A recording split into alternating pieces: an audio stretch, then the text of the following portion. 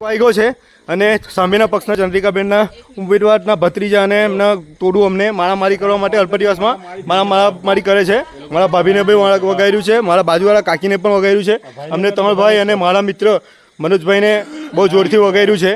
તો અમે પોલીસને ફરિયાદ કરી છે. પોલીસ જલ્દીથી અહીંયા આવે એવી વિનંતી છે. ને હિનાને મમ્મીને બી મારી ને કાકીને બી મારી. ભાઈ કોણ કોણ હતું નામ બોલો. હું નગોઈનો ગીતાબેનનો પુત્ર છું.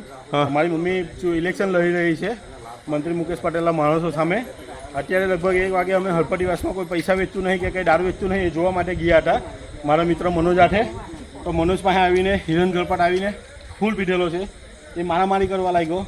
એના પછી સાહિલ, સુનિલ, તેજસ, આખી ગેંગ છે, દિવ્યેશ, આકાશ, જેનિસ, એ બધા આવીને તમે આટલે શું કરો છો આ તે કરીને મારામારી કરે. આ લોકશાહીનું હનન છે.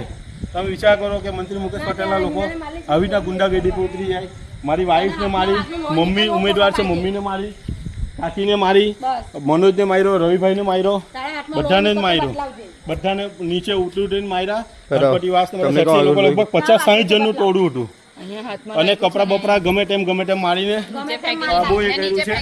હું સોશિયલ મીડિયા માધ્યમથી આપને જણાવું છું કે તમે અમારી મદદે આવો. અમે ખૂબ ગભરાયેલા છે. ત્યાં બધા ટોળા ભેગા થયા છે. અમને આવીને મારે એવો હજુ અમને ઢાંક છે.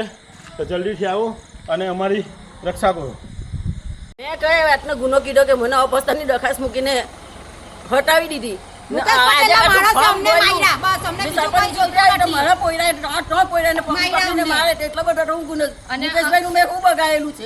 મુકેશભાઈ આવી રીતના એ કરાવે એમ. અને અમે છોડાવા ગયા તો અમને બી ગમે તેમ માર્યા. લાતો મારી ગાળો બોલાય ગાળ ગમે તેમ બોલે. આવી ગાળ બોલે તો સભ્યતા છે લોકોની કઈ આવી ગાળ બોલાય. એક સ્ત્રીઓને કઈ રીતે ગાળ બોલે છે, લાતો મારે છે, મારે છે ને લાત મારે. કેટલી ખરાબ ગાળ બોલે. તો તમને દારૂ જોઈ લો મુકેશભાઈ, જોઈ લો. આટલા બધા તમે ગભરાઈ ગયા કે અમને આવી રીતના માર મરાવે. અમે ખાલી ચૂંટણીના ઇલેક્શનમાં ફરી નહીં શકીએ. હા, કઈ બગાડ તમારું તો શું બગાડ નાખ્યું કે તમે આવું કરે છો? આવી રીતના અમે બધું યાદ રાખીશું. મારી મમ્મીને મારી છે, મારી વાઈફને મારી, મારી કાકીને મારી છે. આ ત્રણ ની આવે તો અમને મારી રાખે. અમે બધું યાદ રાખીશું. આ લોકશાહી દેશ છે. અમે બધું યાદ રાખીશું. તમે હારી ગયા. તમે એટલા બધા શું ગભરાઈ ગયા માથી કે તમને અન્નો ડર લાગવા લાગ્યો અને તમે અમને મારવા આવે આવી રીતના.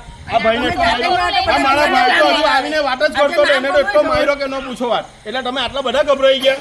એટલે સોશિયલ મીડિયાની જનતાને કહેવા માંગીએ છીએ કે આવા છે ને આવા તત્વોને તમે જોવો. ખાલી તમે જોવો કેટલા ગભરાઈ ગયા હશે અમારથી ગ્રામ પંચાયતમાં. તમારી લીધે કેટલા ચડી ખાય છે તે તમે જરાક આવીને વિચાર કરો કે મારા નામથી આખું ગામ ડબલાવે છે ને એ કરે છે.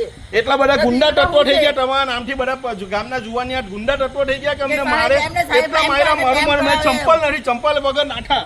આટલા લોહી નીકળ્યું. ભાઈને આ ભાઈની ચંપલ નથી. બધાને માર્યા ગમે તેમ ગમે તેમ. એક સ્ત્રીઓને મારતા બી અમને શરમ નથી આવતી. ગાળો બોલતા બી શરમ નથી આવતી. હું ઓલપાડની ગુજરાતની હું મુખ્યમંત્રીને કહેવા માંગુ છું. તમે મોઢું ને મુક્કમની વાત કરો છો. આ છે તમારું. આ 5 જણથી ગભરાઈ ગયા લોકો. ખાલી એક ઉમેદવારના 3 દીકરાથી ગભરાઈ ગયા, એક પોયરાથી ગભરાઈ ગયા. મુકેશ પટેલ એટલું બધું મોટું નામ છે તો આવી રીતના શાંતિથી કરવાનું હોય ઇલેક્શન. એટલું બધું ગભરાઈ ગયા અમારથી કે અમને મારવા માટે મોકલી આપ્યા બધાને દારૂ પીને. અને બધા જ પીધલા છે. એટલો દારૂ ભરીને આવી હતી ગાડી અંબેના ઉમેદવારને કે ન પૂછવા. બધાને આખા ગામમાં દારૂ વેચો છે એ લોકો. અમારા કેમેરામાં બી રેકોર્ડ છે. અમને બધું ખબર છે. અને દારૂ પીને મારવા આવ્યા.